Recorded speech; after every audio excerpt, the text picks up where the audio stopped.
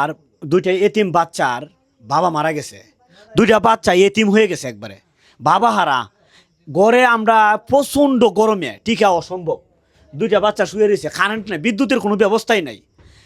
মা আয়সা বলছে আসার পরে যে দুইটা বাচ্চা খাবারের কারণে মানে কান্না করতে করতে তারা ঘুমাইছে। কি খাবার খাবে ভাই? দেখেন এই যে, দেখেন এই যে গন্ধ ভাই, এই যে দেখেন এই বাচ্চাগুলো এগুলো খেতে পারে ভাই? কলা, এই দেখেন পচা কলাটা, এই যে এই যে কলা, এই যে দেখেন পচা কলা। এই বাচ্চাগুলোর আপনার অবস্থা দেখে সেরে বুকটা ফাইটটা ভাই খান নাইতেছে ভাই। এই যে দেখেন ছাগল, একটা ছাগল, এই ছাগলরা বাচ্চাগুলা বাচ্চার মা একসাথে ঘুমাইতেছে ভাই। অত্যন্ত অবস্থা খারাপ, এই রুমটার মধ্যে মানুষ থাকার মতো না ভাই, এত গরম, আমরা ঘামাই আসে রে, আমাদের অবস্থা অত্যন্ত ভয়ানক হয়ে গেছে।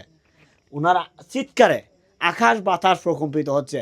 কি বুঝ দিবে এই বাচ্চাগুলারে, অসহায় অনাথ এতিম এই বাচ্চাগুলোরে দেখেন, নিষ্পাপ বাচ্চাটি ঘুমাই রয়েছে।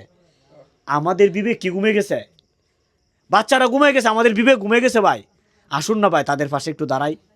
প্রবাসে যে সমস্ত বাইরে আছেন, যারা দান করতে চান, এইরকম অসহায় বাচ্চারা যদি দান না করেন আর কারে করবেন ভাই?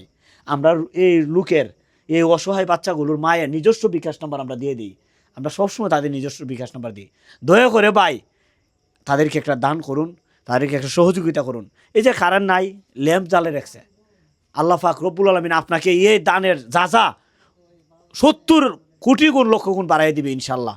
আল্লাহ পাক আমাদেরকে সেই বুঝ দান করুক।